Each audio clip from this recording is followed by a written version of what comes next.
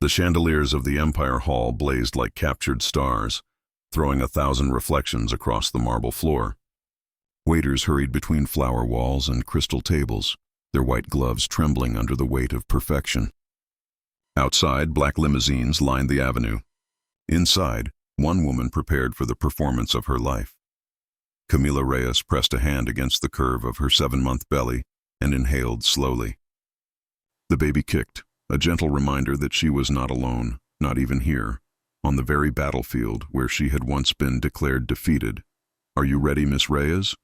asked Patricia, the event planner, adjusting her headset. "As ready as I'll ever be," Camila murmured. Her voice was steady, her eyes calm, the kind of calm that comes after every storm has already passed through you. Backstage, the air smelled of lilies and expensive perfume. Camila adjusted the borrowed black dress, simple, elegant, utterly invisible. Perfect camouflage. She lifted her microphone, feeling the cool metal in her palm. Tonight that little device would carry not just notes, but justice. The door opened and Isabella Harrington glided in. Diamonds framed her neck. Arrogance framed her smile. "I hope you know your place here," Isabella whispered, adjusting her tiara in the mirror. "You're here to serve, not to shine." "Understood." Camila met her gaze through the reflection. "Perfectly," Isabella smirked, satisfied, and swept away. She had no idea that she had just awakened something fierce in the woman she'd tried to humiliate. 3 hours earlier, rain tapped against the windows of Camilla's small apartment. Bills cluttered the kitchen counter. The only bright spot in the room was a pair of tiny pink baby shoes waiting on the table. Her phone rang. Patricia's voice came through, cheerful, hurried. "Miss Reyes, congratulations. You've been selected as the singer for the Harrington-Stevens wedding this evening. It's a last-minute request, but the bride insisted on you personally." Camilla's heart skipped. "The bride insisted?" "Yes, she said she knows your work." After the call ended, Camilla sat frozen. Isabella Harrington, the woman who had stolen her husband, Daniel Stevens, during the darkest chapter of her life. The same Isabella who would marry him tonight, in a $2 million ceremony, while Camilla carried his unborn child. Her mind replayed the text message that had ended 6 years of marriage. "I can't live like this anymore. Isabella offers me a future you never could." 6 years destroyed in 160 characters. Camilla closed her eyes, breathing through the ache. She had promised herself she would never cry for Daniel again. Not after everything she had learned, because for the past 3 months, she hadn't just been preparing to give birth. She had been preparing for something else entirely. The discovery it had started with a slip. Patricia, always too talkative, mentioned over coffee that Isabella's father's company, the Stevens Group, was under quiet federal review for suspicious finances. The same company Daniel now managed. Camilla's sister Rosa, a criminal lawyer with nerves of steel, had taken the hint and started digging. What she found could ruin empires, fraudulent signatures, offshore accounts, laundered money traveling through shell charities under Daniel's name. When Rosa placed the first folder on Camilla's kitchen table, she said only, "If you ever wanted the truth to sing, this is your microphone." Camilla didn't want revenge. Not at first. She wanted peace. But peace required truth. And sometimes, truth needed an audience.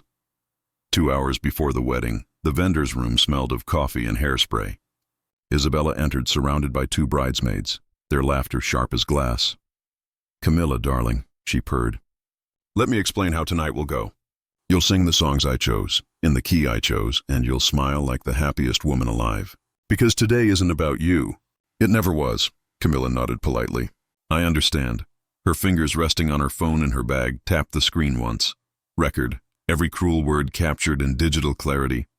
Isabella smirked. "Look at her, girls. Pregnant, abandoned, singing at her ex-husband's wedding. Isn't that poetic?" Laughter rippled through the room. Camilla smiled faintly. Let them laugh. They would understand the lyrics soon enough. Flashback. The beginning of the end. She remembered the small church where she and Daniel had married. They were poor but radiant, 2 dreamers sharing promises beneath flickering candles. She sang to him then, too, a song about forever. He cried. She believed him. Everything changed when Daniel was hired by Harold Harrington, Isabella's father. New suits, new friends, new disdain. "You should try to look the part, Camilla," he'd said. "I move in different circles now." When she told him she was pregnant, his face twisted in horror. This will ruin everything. Harold's old-fashioned. He won't promote me if he thinks I'm tied down with a child. Too conservative for children, she had snapped, but not for adultery. That night he confessed. He had proposed to Isabella 3 weeks earlier. The divorce papers were already filed, papers she never saw until much later, when Rosa discovered the forged signature. The memory still burned, but tonight the fire was under control. It would warm her voice, not consume her. An hour before the ceremony, Daniel appeared in the dressing room. Immaculate in his tailored suit, yet pale around the eyes. "Camilla, I need to talk to you," he began. She didn't stop warming up her voice.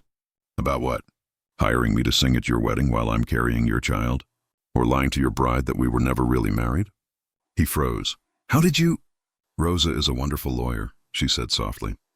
"Especially after she found my forged signature on the registry forms." Color drained from his face. "Camilla, please. If you say anything tonight, you'll ruin me. The Harringtons have influence." "Influence?" she interrupted. "You mean the offshore accounts Rosa traced to Panama?" "The ones you signed." He sank onto a chair. "What do you want?" "Nothing you can give." She looked at him, truly looked, and saw not power, but fear. "Don't worry, Daniel. I'll do exactly what I was hired to do. I'll sing." At that moment, the door opened. Rosa entered, black suit, briefcase in hand, calm as Judgment Day.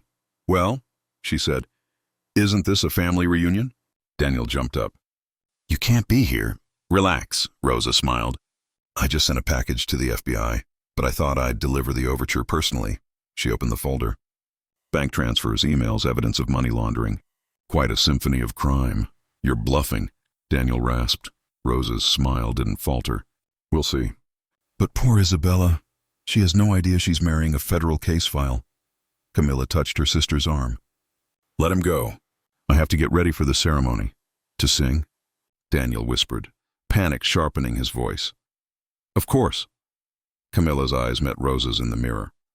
After all, she chose the perfect song, Rosa chuckled. "You always did know how to hit the right notes." Camilla's reflection stared back at her, no longer the broken woman she'd been, but something steadier, stronger. Sometimes the truth needs melody to be heard. The ceremony begins by 5 o'clock. The Empire Hall glittered with power. 300 guests, politicians, socialites, business giants, filled the marble chamber. Cameras lined the aisles. Every breath felt rehearsed. Camilla stood at the back of the stage, exactly where Isabella had ordered. From here she could see everything, the altar, the guests, the cameras. It was the perfect vantage point for revelation. Daniel waited at the altar, adjusting his tie again and again. His eyes flicked toward Camilla. Guilt shimmered like sweat on his brow. The music began. The officiant raised his voice. "Please rise for the bride." The doors opened. Isabella stepped in, radiant in a gown worth more than Camilla's apartment building, every diamond a declaration of victory. She smiled at her guests, at Daniel, at the world, never realizing the world was about to change key. As she reached the altar, the officiant announced, "Our singer will now perform a special piece chosen by the couple." Camilla stepped forward, microphone in hand. "Thank you," she said softly. "This song is very special to me. It's called The Truth They Hid." Daniel went white. Isabella's smile faltered. Camilla took a breath, closed her eyes, and sang. The years unfolded like pages of a diary written in melody. Camilla's story, once whispered in back alleys and courtroom halls, now lived in symphonies, murals, and the voices of children who had never met her but sang her words as if they were their own. The world had changed around her, slowly but surely. The powerful men who had once ruled through silence found themselves cornered, not by law alone, but by truth, a truth that hummed through every note of her music. The foundation of voices, the Reyes Foundation, grew faster than anyone expected. Within 5 years, it had opened schools in 7 countries, each with the same principle written on its entrance walls. Truth is a song, sing it even when your voice shakes. Camilla didn't want her name in lights anymore. She wanted instruments in children's hands, pens in their pockets, courage in their hearts. Every morning, she taught a class in the courtyard of the First Reyes Academy, located in the same coastal town where she once sang on street corners for spare change. The students called her Tia Cami, Aunt Camilla, and she wore the nickname like a medal of peace. "Okay, my little stars," she'd say, clapping her hands. "Today we're not singing about heroes. We're singing about mornings. What do mornings feel like to you?" Hands shot up. "Like pancakes," one shouted. "Like birds talking," said another. "Like the world forgiving itself," whispered a girl from the back. Camilla smiled at that. "Then let's write that one." And they did. Whispers of the past late at night, after the children had gone home, Camilla would sometimes sit by the open window of her small office. The sea wind carried faint traces of salt and memory. She'd look at a framed newspaper clipping on her desk, the one from the forum years ago. The headline reading, "Singer Sparks Global Movement for Truth and Art." Beside it was a small photograph, her, Luna, and Matteo on the day they opened the first school. They were smiling, exhausted, alive. Rosa still worked in the city, now a journalist known for her integrity.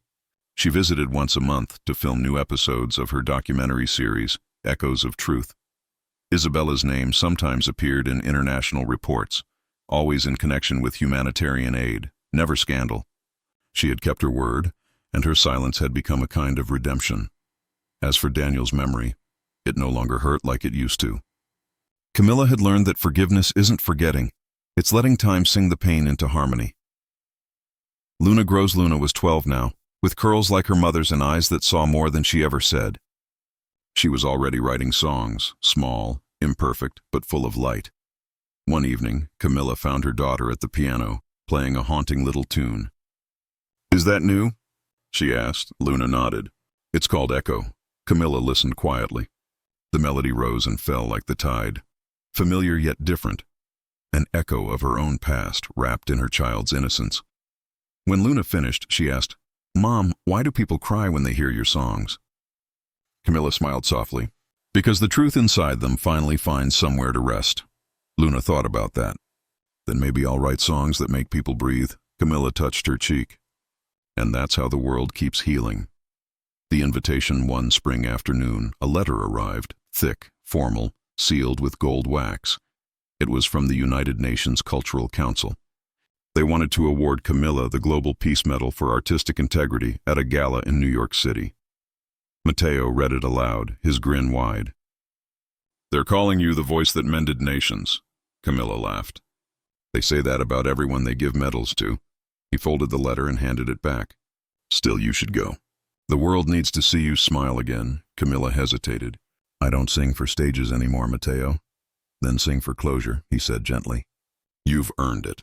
New York Lights weeks later, Camilla stood on the balcony of her hotel, gazing at the New York skyline, a mosaic of light and steel that seemed to breathe. She could hear the distant hum of traffic, the occasional siren, and somewhere below, a street musician playing guitar. The chords drifted upward, familiar. She leaned on the railing and whispered, "We made it, didn't we, Daniel?"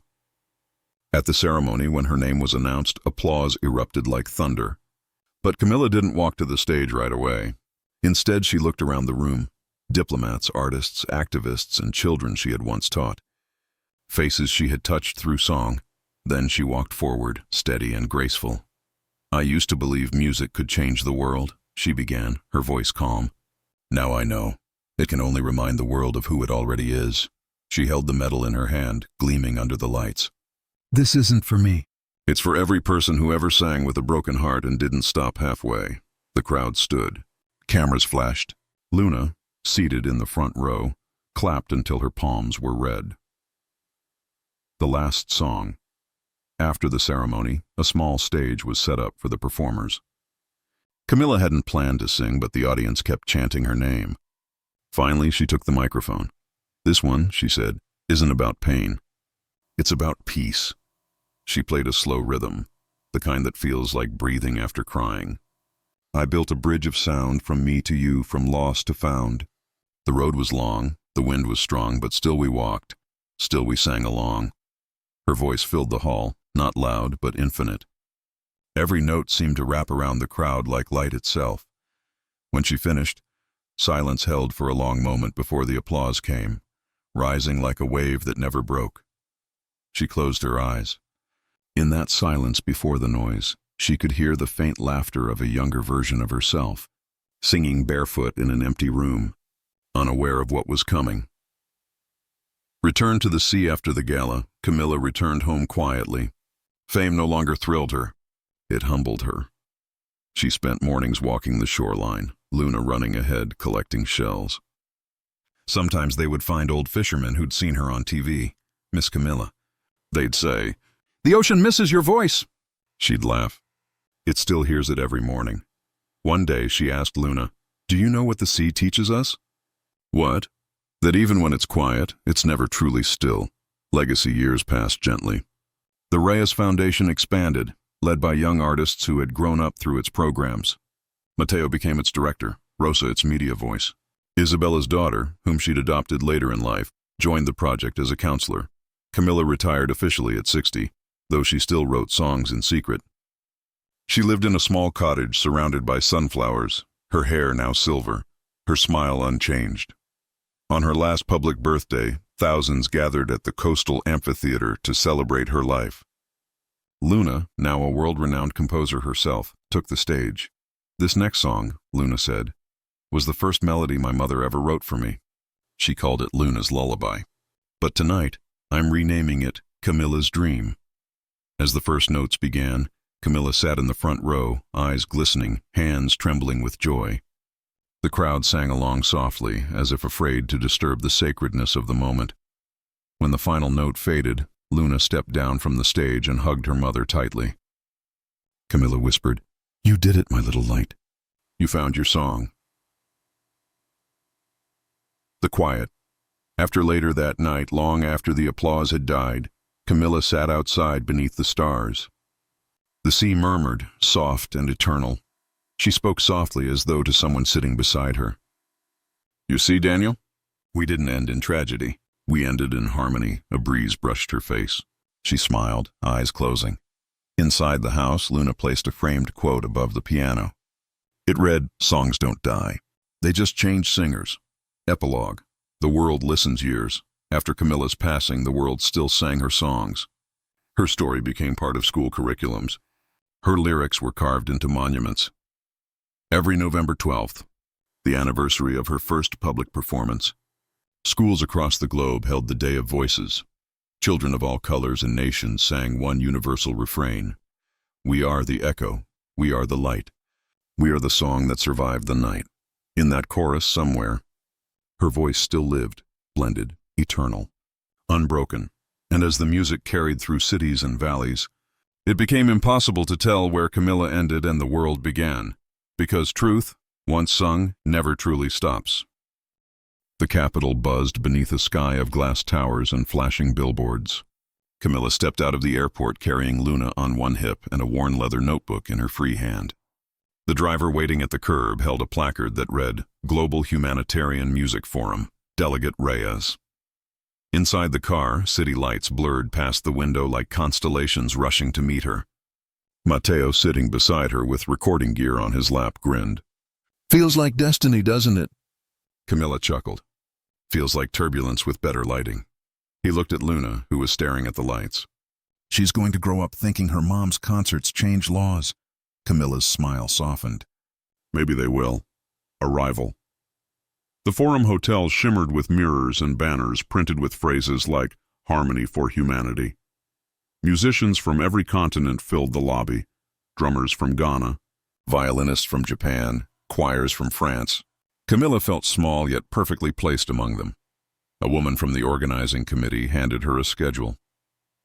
"You'll close the summit, Ms. Reyes, the final song, the last word." Camilla asked. "The lasting one," the woman replied. That night, alone in her suite, Camilla sat by the window, watching the city pulse below. She opened her notebook.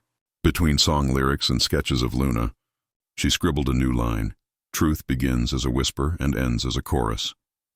She didn't know yet that someone else in that hotel had been waiting to silence that chorus. A shadowed reunion the next morning. While rehearsing in the convention hall, Camilla heard footsteps behind her. A familiar voice, low and sharp, cut through the empty room.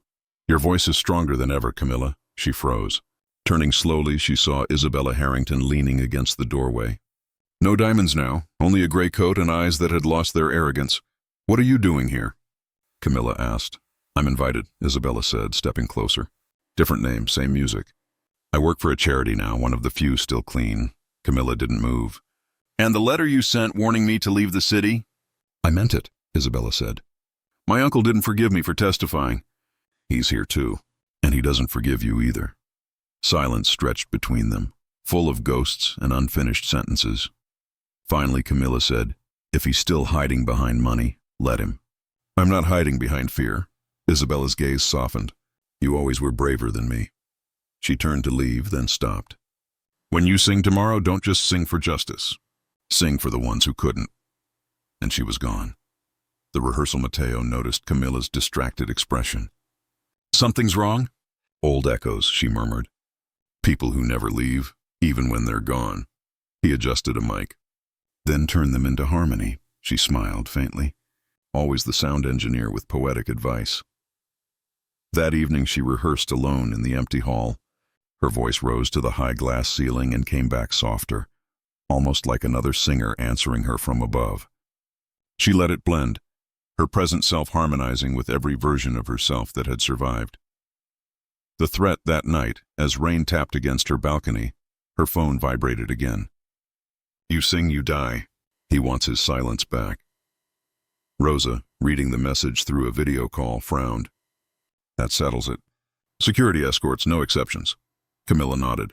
But deep inside, something else settled too, a calm acceptance. Fear had visited her before and left disappointed. She kissed Luna's forehead. Sleep, little light. Tomorrow we sing again. The forum morning brought banners, cameras, and the hum of translation headsets. Diplomats filled the front rows, followed by survivors of injustice from every corner of the world. Behind the stage, Camilla tuned her guitar, simple wood, old strings, honest sound. A stage manager whispered, "You're on in 5. Matteo squeezed her shoulder. For every voice they tried to mute, she smiled. For every whisper that became a song, the lights dimmed. Camilla stepped into the spotlight. No backup dancers, no orchestra, just her and the guitar. She spoke first. My name is Camilla Reyes. I was told that truth was dangerous. They were right. But danger isn't always an enemy. Sometimes it's a teacher. Then she began to play. I walked through fire barefoot, called the ashes home. They tried to take my melody, but truth had found its tone. Her voice filled the hall, trembling yet unstoppable. Images of protests, children, and artists appeared on the giant screens, stories from around the world. The audience leaned forward, silent. We are not the echoes of power, we are the power of echoes. We are the choir they cannot buy. A thunderstorm of applause broke out before the last chord faded. Delegates rose, cameras flashed. Translators struggled to keep up with the roar of emotion. Somewhere near the back, a man in a dark coat reached inside his pocket, then froze as security swarmed. The note Rosa had sent earlier, warning them about Isabella's uncle, had worked. The man was escorted out quietly. Camilla never looked his way. She kept singing. After the storm backstage, reporters crowded the exit. Questions flew, microphones glittered. Camilla lifted Luna into her arms and smiled into the lenses. Music can build walls or bridges, she said. I chose bridges.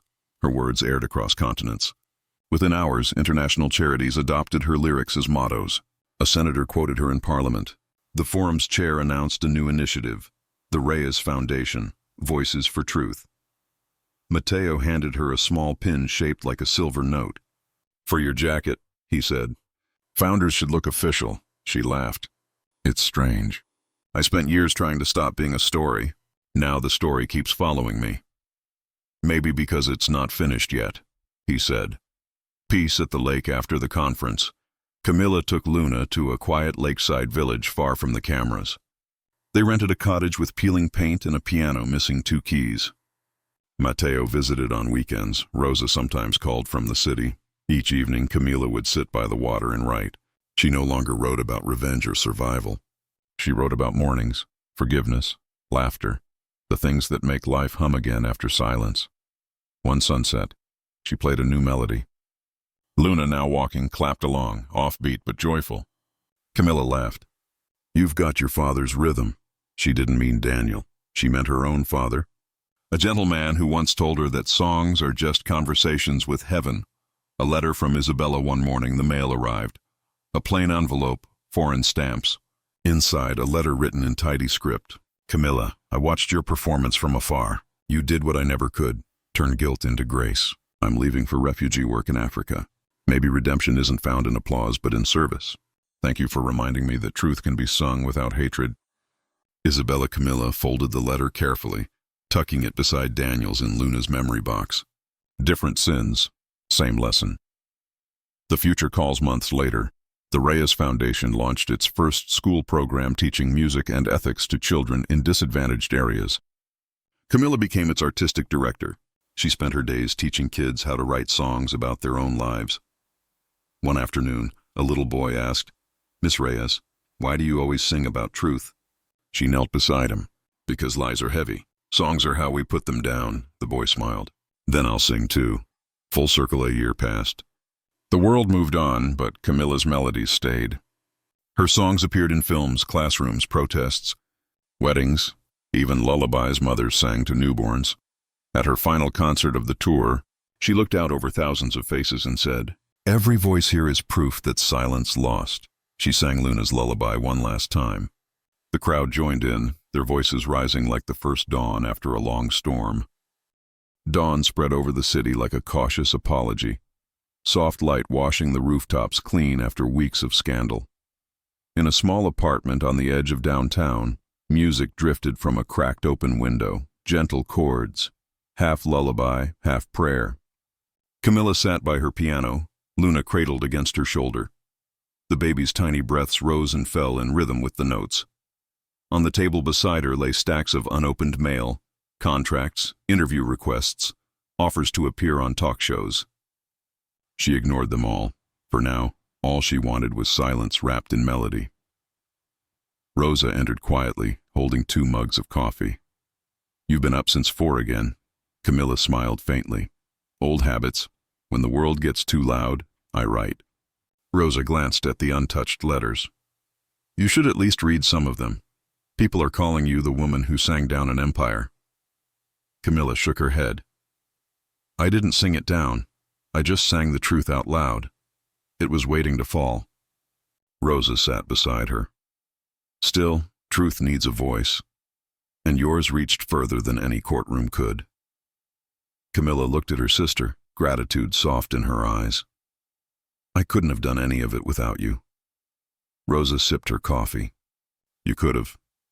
You just needed reminding who you were. The offer 3 days later, Camilla met with Mateo at a small cafe downtown. He looked excited, waving a folder. Guess what? Universal Sound wants you. Real deal, Camilla. Studio time, global release, tour options. You'd finally get paid for all that pain. She laughed softly. Paid for pain. Sounds poetic. Don't joke about it, Mateo said. This could change everything. Camilla hesitated. What if I'm not ready? Not ready. You faced a room full of billionaires and sang their crimes. I think you're ready for a microphone. He slid the folder across the table. Inside lay the contract. Clean, professional, generous. Too generous. What's the catch? She asked. Mateo's face darkened. Their marketing team wants to rebrand your image. They think you need to look glamorous, more like a pop sensation than a storyteller. Camilla sighed.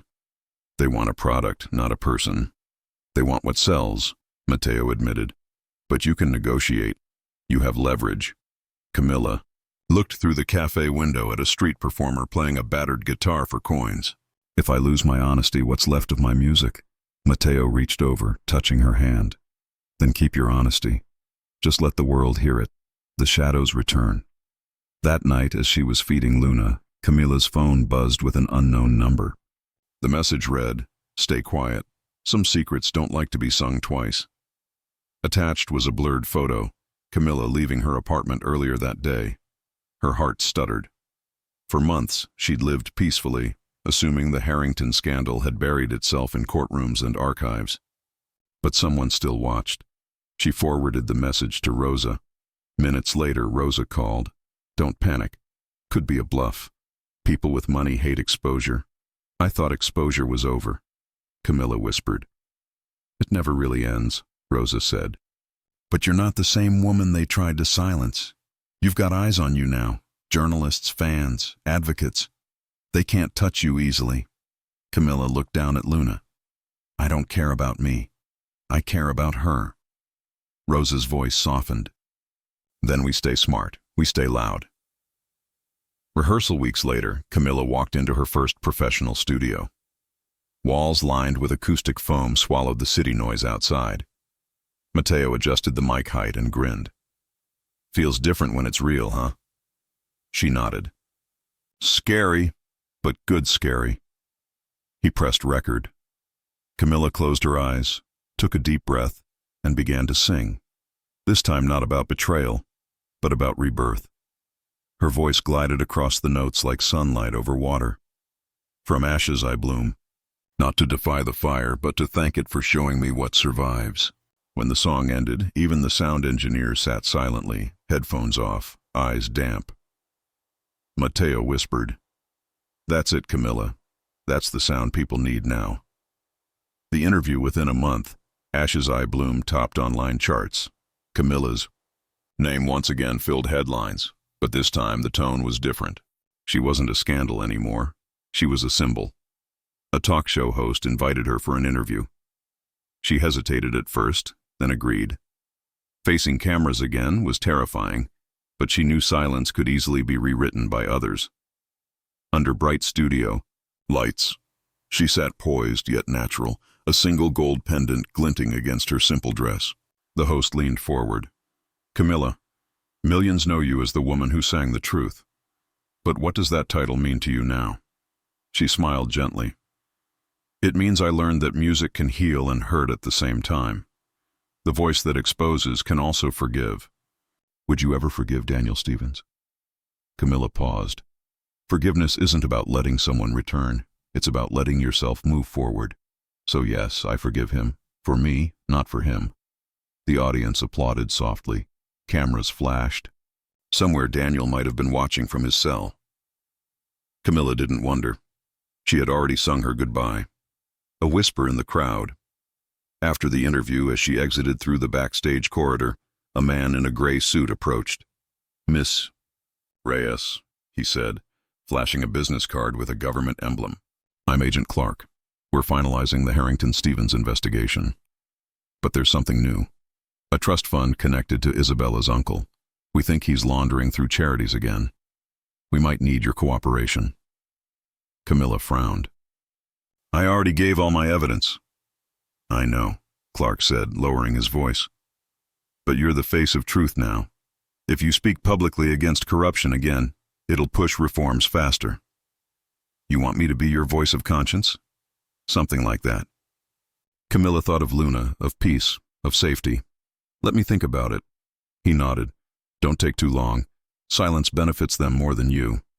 As he disappeared into the crowd, Camilla felt the old weight creeping back. The world wanted her to keep singing, but every song about truth came with a price. The fire 2 nights later, the world reminded her how high that price could be. At 3 a.m., smoke alarms screamed through her building. Camilla grabbed Luna and ran into the hallway, coughing through the haze. Flames licked the walls near the stairwell. Someone had set fire to the trash chute. Neighbors shouted, sprinklers hissed. Rosa arrived minutes later with firefighters, pulling Camilla into her arms outside the building. Everyone's okay, Rosa said, voice shaking. But this wasn't random. Accelerants were found near your door. Camilla stared at the rising smoke, trembling. They warned me, and I ignored it. Rosa held her tighter. No, you lived, and you will again. Within hours, journalists swarmed. Camilla refused to speak, choosing only one statement for the press. The truth may burn houses, but not hearts. The quote went viral. Luna's lullaby, temporarily staying at Rosa's house. Camilla spent sleepless nights beside Luna's crib. She hummed softly, rewriting lullabies she once sang to Daniel. Now every lyric was for her daughter. Little light, don't fear the dark. Stars were born from fire's spark. Truth may tremble, hearts may cry, but lies can't touch the morning sky. Rosa overheard one night and whispered from the doorway, You should record that, for Luna, for every woman who's been told to stay quiet. Camilla smiled through tired eyes. One day, the benefit concert. Months later, she agreed to perform at a benefit concert raising funds for victims of corporate corruption.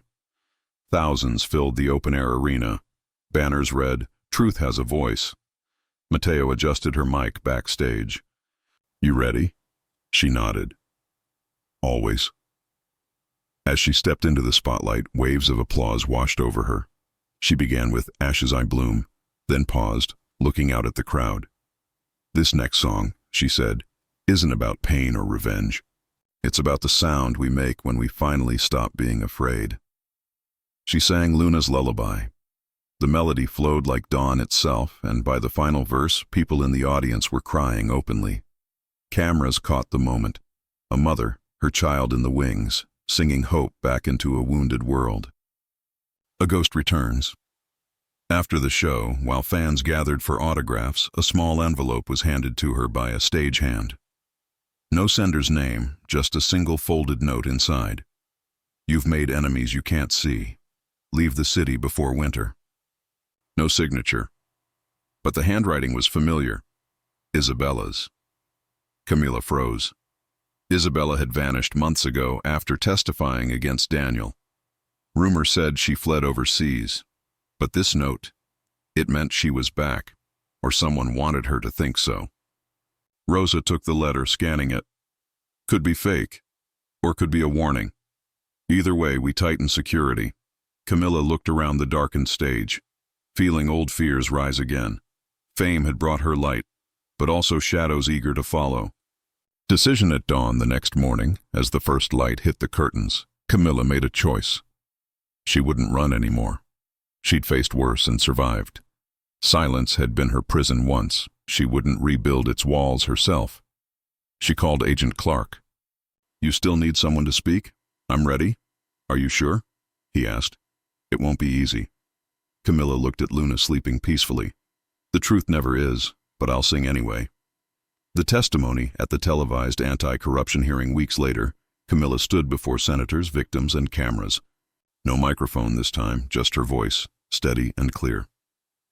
"I was told to stay quiet," she began. "I was told that people with power could rewrite any story, but power only survives silence. The moment we speak, they shrink."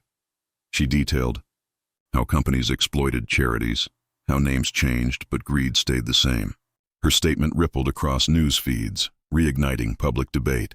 When it ended, the room rose in applause, not thunderous but reverent, like respect earned, not demanded.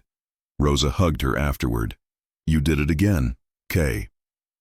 A single piano note rolled through the air, soft, haunting, like a heartbeat too aware of its own rhythm. Camilla's voice followed, gentle at first, fragile enough to make even the chandeliers pause. "He promised me forever beneath a borrowed sky. But forever turned to never the day he learned to lie." Whispers rippled among the guests. Heads tilted. Phones lifted. Something in the lyrics pricked at their polished comfort. Daniel's jaw tightened. Isabella's smile froze. Camilla opened her eyes. She wasn't looking at the audience. She was looking straight at them. "He built a throne of silver, but bought it with deceit. The hands that swore to hold me signed away their heat." Gasps. A murmur spread through the crowd. Someone whispered, "Is this part of the show?" The pianist hesitated, sensing the storm, but Camilla nodded slightly. "Keep playing." The melody swelled, rising like an unstoppable tide. "And though he wears another's ring, his crimes still bear my name. Tonight I sing not out of love, but to return the shame." Silence. No clinking glasses, no polite applause, just the collective heartbeat of 300 witnesses suddenly realizing they were watching history, not a wedding. Then Camilla reached into her pocket, pressed a small remote hidden inside her mic stand. Behind her, the giant LED screen flickered. The slideshow meant to display the couple's photos instead flashed to life with bank documents, wire transfers, and emails bearing Daniel's signature. The hall erupted.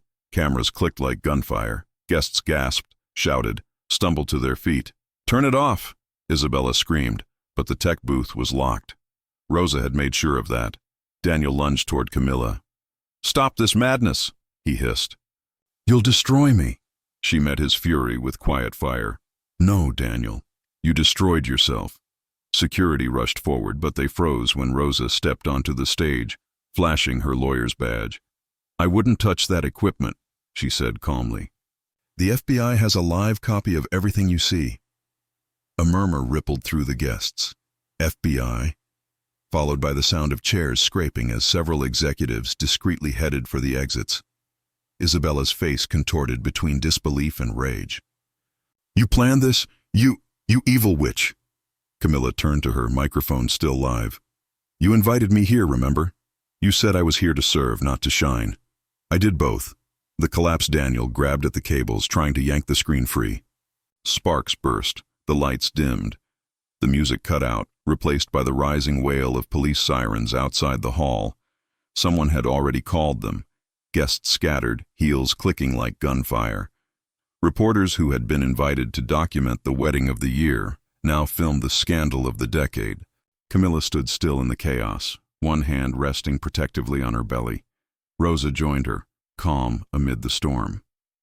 "You okay?" Rosa asked quietly. Camilla nodded. "It's strange. I thought I'd feel vindicated. Instead, I just feel done." "Freedom usually sounds quiet," Rosa said. "Let's get you out before the news anchors find you." They slipped out through the side corridor while security detained Daniel and Isabella in the ballroom. As they exited into the cool night air, rain began again, soft and cleansing. Flashback, the recording 3 nights earlier, Camilla had sat in her apartment recording the song. She didn't cry once. She simply sang truth into melody, layering pain into harmony, until it sounded beautiful again. Her friend Matteo, a sound engineer, had helped her polish the audio and rig the presentation system. "Are you sure you want to do this?" he'd asked. Camilla had smiled faintly. "I'm not destroying them, Matteo. I'm just pressing play." Now, walking under the rain, she realized she had done exactly that. At the press conference, the next morning, every news outlet in the city carried the story. Scandal at the Harrington-Stevens wedding. Massive fraud exposed by unknown singer. By noon, her name wasn't unknown anymore. Camila Reyes, the woman whose song broke a dynasty, trended across platforms. Some called her a hero, others a villain. She ignored them all. When the reporters finally found her outside the courthouse, where Rosa met federal agents, microphones flew like arrows. "Miss Reyes, did you plan the exposure? Is it true you were once married to Daniel Stevens? What about your pregnancy? Who's the father?" Camilla looked straight at the cameras. "The truth doesn't need permission to exist," she said simply, and walked away. The hospital that evening, her baby decided it was time. Under flickering fluorescent lights, between contractions that came like waves, Camilla gripped Rosa's hand. "It's too early," she gasped. Rosa smiled through tears. "It's right on time." Hours later, a cry echoed through the room, soft, fierce, alive. The nurse placed a tiny bundle on Camilla's chest. "A girl," she whispered. Camilla traced the baby's cheek with trembling fingers. "Welcome to the world, little one," she murmured. "You already know how to make an entrance." Outside, rain still fell. Inside, life began anew. 2 weeks later, the headlines had evolved. Daniel Stevens indicted for fraud and money laundering. Harrington conglomerate under federal investigation. Judge Singer's brave performance sparks legal reform debate. Camilla avoided the cameras, focusing on her daughter, Luna. Each night she sang lullabies, not of heartbreak, but of beginnings. Matteo visited often, bringing groceries and laughter. "You realize you've become a legend, right? People are calling your performance the song of justice." She chuckled softly. "Legends are just ordinary people who finally stop being quiet." He studied her for a moment. "You ever think of recording again? Not for revenge, just for you?" She looked at her sleeping daughter. "Maybe one day, for her." Daniel's fall, meanwhile, Daniel sat in a cell under federal custody. His lawyers tried every argument, but the evidence Rosa had sent was airtight. In his statement, he admitted partial guilt, blaming misguided ambition. Isabella, desperate to save herself, cooperated fully, handing over more documents than anyone expected. The Harrington name crumbled in a week. Camilla refused to attend the trial. She didn't need to watch him fall. She had already risen. But one afternoon she received a letter from prison, written in Daniel's neat, desperate handwriting. Camilla, I don't expect forgiveness. I just want you to know that I still listen to your song every night. It reminds me of the man I should have been. Daniel, she read it once, folded it, and placed it in Luna's memory box. One day, she whispered, she'll learn what truth sounds like, a new beginning. Months passed. Camilla's apartment filled with music again. She recorded soft ballads under a new stage name, Luna Reyes, after her daughter. Her songs spoke of resilience, motherhood, rebirth. One evening, while streaming her latest track, she noticed a message from an international producer. We'd love to sign you for a global collaboration. Your voice carries history. Camilla smiled. History is lighter when you sing it, she typed back. A chance encounter. At a charity concert 6 months later, she stood backstage, adjusting her mic. A journalist approached. Miss Reyes, any final thoughts before you perform? She thought. Of the girl who once sang at a wedding that wasn't hers, the man who traded love for greed, the sister who fought beside her, and the child who gave her purpose. Yes, she said. Never let someone else write your chorus. The lights brightened. She stepped onto the stage as the crowd rose in applause. Somewhere out there, Luna slept peacefully, unaware that her mother's song had already changed the world.